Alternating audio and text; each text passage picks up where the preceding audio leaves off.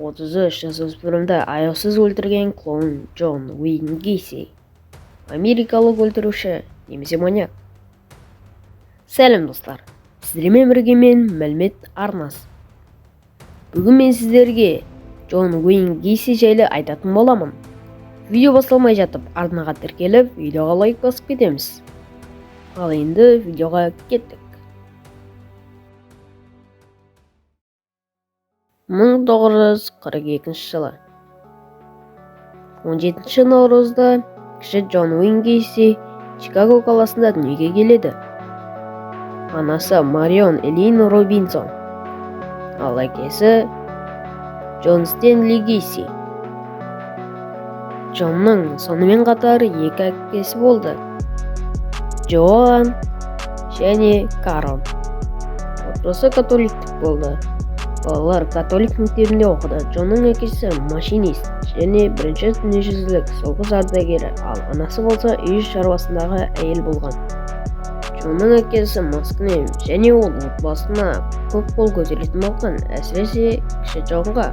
Кіші Джонның балалық шағы басқа балалардікіндей болмаған. Кішкентай кезінен әкесінен қорлық көрген баланың ақыл-есі де бұзыла бастайды. Джонның денсаулығы нашар болғандықтан жүрегі де әлсіз болып, белсенді спортпен айналысуға денсаулығы қарсы болған. 1953 жылы Джон ойын алаңында ойнап жүріп, әткеншектен құлап, басынан қатты соққы алып, миында қан ұйыған.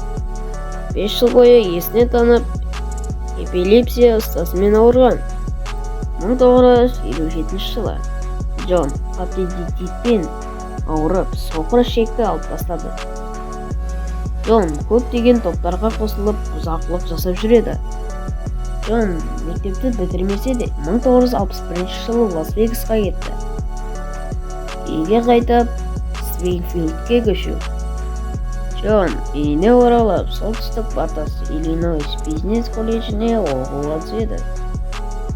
1963 жылы оқуды бітіргеннен кейін Буш аяқ киім фирмасындағы стажер менеджер болады.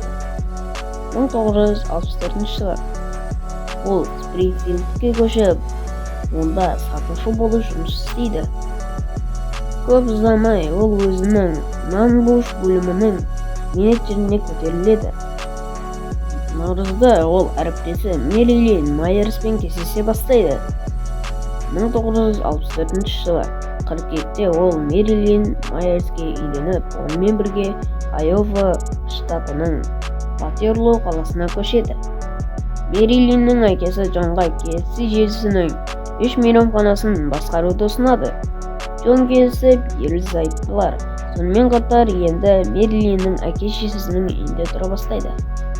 Джон енді бір жылдың ішінде $15,000 тауа бастайды. 1966 жылы ерлі-зайыптылар ұлды болады. 1967 жылы екінші баласы қыз болып дүниеге келеді. Джонның ата-анасы екі ерлі-зайыпты жақта болып тұрады.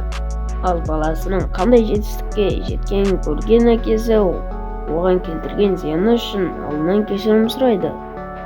Арада 2 жыл өткенде Джонның әкесі қайтыс болады. Ал енді 1972 және де 1978 жылы өлім кезеңі. 1978 және 1978 жылдар аралығында Джон 33 дәлелденген кісі өлтіреді. Ол 29 құрбанның денесін жертөлеге көміп, ал 4 мәйітті өзенге лақтырып жіберген. Ол адамдарды үйіне өтірік полиция болып, немесе есірткі алуға ұсыныс және жұмысқа ұсыныс деп 3 шақты адамды шақырған. Джон 4 мәйітті Чикагодан оңтүстікке қарай 75 миль жерде орналасқан Дес Плейн өзеніне лақтырған. Өлген адамдардың көпшілігі түнгі 3 пен таңғы 6-ның арасында қазып тапқан. Джон Гейси мәйіттерді шамамен 40 см тереңдіктегі қабірлерге жерлеген. Джон бір жігітті көпірдің жанында өлтіруді жоспарлаған. Бірақ та соңғы сәтте ол кісі өлтірмеуге шешім қабылдаған. Зардап шеккен адамдардың кейбіреулері бір-біріне жақын жерде жерленген. Бірінші кісі өлтіруі.